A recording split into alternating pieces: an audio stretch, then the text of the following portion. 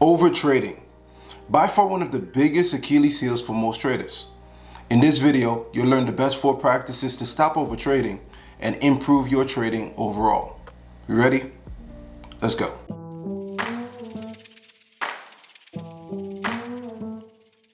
All right, guys, I have 4 rules, just 4 rules.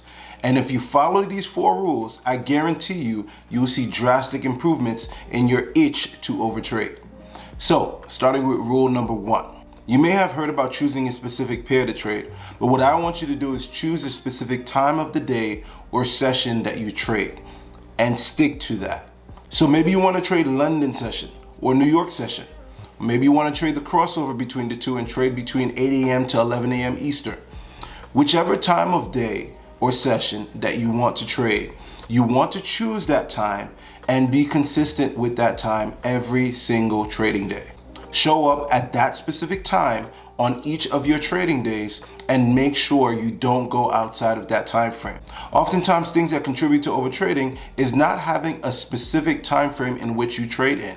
And when you have no specific time frame in which you're trading in, with the 24-hour market for 5 days a week, you could imagine that's a recipe for disaster for somebody who's trying to get control of the amount of trades that they're placing. So you want to limit yourself as much as possible to a specific time frame so that you're not trading outside of that time frame. Going a step further than that, I would even recommend closing out TradingView, close out your browser, maybe turn off your computer, whatever gets you completely away from the charts. You need to do that. You need to start building the discipline within yourself so you don't constantly feel the urge to enter a trade. Find something else to do during that time, but the times at which that you're trading, and anything outside of that time, you are not trading and you should not even be looking at the charts. Next rule, rule number 2. You want to have a specific amount of trades that you're willing to enter or a particular percentage loss that you're not willing to exceed for the day. So depending on your trading plan, you should have specific parameters on how many trades you're willing to take for the day. Now, it could be a combination of things. So for example, if it's for losses, if you take 2 losses in the day, you completely stop trading. Maybe 3 losses, you stop trading. Or if you have 2 wins, you stop trading as well. If you have a loss and then a win, perhaps you allow yourself to have 1 more trade. But whatever it is that's specified in your trading plan, have a set amount of trades that you're willing to take, or you should also have a set amount of percentage you're not willing to go under for the day as well. So I would recommend having both of those things just to make sure not only the amount of trades that you're taking for the day is set, but also the lot size and the percentage loss that you're taking is also in check as well. Sometimes traders put 2, 3, or 4 trades to take a day in their trading plan, and perhaps they follow it, but the lot sizes they're putting show that maybe they might be revenge trading after certain losses, and you want to make sure that's in check by having a maximum percentage loss in your trading plan. Rule number 3, get into the habit of setting alerts on TradingView. Let's take a look at TradingView to see how we set alerts. So one of the ways I can avoid overtrading is not looking at the charts all day long waiting for my setup to form. Instead, what I could do is set alerts. So once price hits my area of interest, then I know it's a time that I should be looking at the charts and analyzing, making sure everything fits my parameters, and I make a decision whether I'm going to enter the trade or not enter the trade.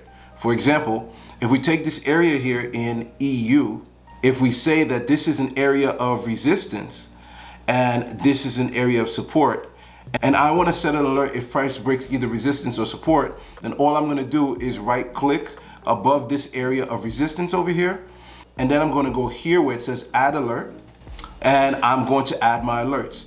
In the message box, you can also edit it. So you could say Euro USD, take trade, because you want to take the trade if it enters that area, or you can write whatever you desire, and you can also put an alert name for it as well. You can also turn the alert on every time it hits that particular price, as well as set an expiration for the alert as well. Once that alert is there, I press create and that alert is set. I'm also going to set an alert down here, and maybe I don't want to write anything in the message box, but I just want to be alerted just in case price gets to that area. Then I press create, and then my alerts are set. So now as price broke out of here, of this area of resistance over here, then my alert would have been hit.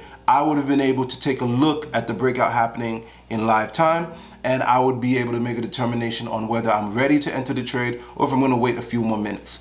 This really allows you to not be on the charts when you don't need to, allows the setup to form, and allows you to put yourself in the best situation to just make the determination on whether this fits your parameters or not. Now finally, rule number 4, you want to keep a record of your trades. A part of not overtrading is making sure that I go over all my trades and see if I followed my trading rules, if I took the set amount of trades that I said I would, if I didn't go outside of those rules, what mistakes did I make, how can I improve those mistakes. All of these things, keeping a record is going to improve your effort in diminishing your overtrading activities and make sure that you put yourself in the best situation possible to find success. So in summary, document your trades and go over your trades to make sure that you are following all of the rules in your trading plan and you're not overtrading and you're not taking the trades that you shouldn't be taking.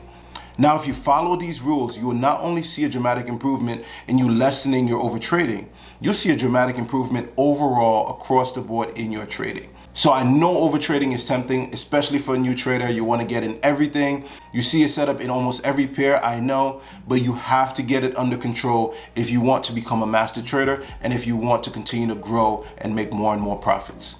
So I hope you gained value in this video. If you did, please like, share, and subscribe.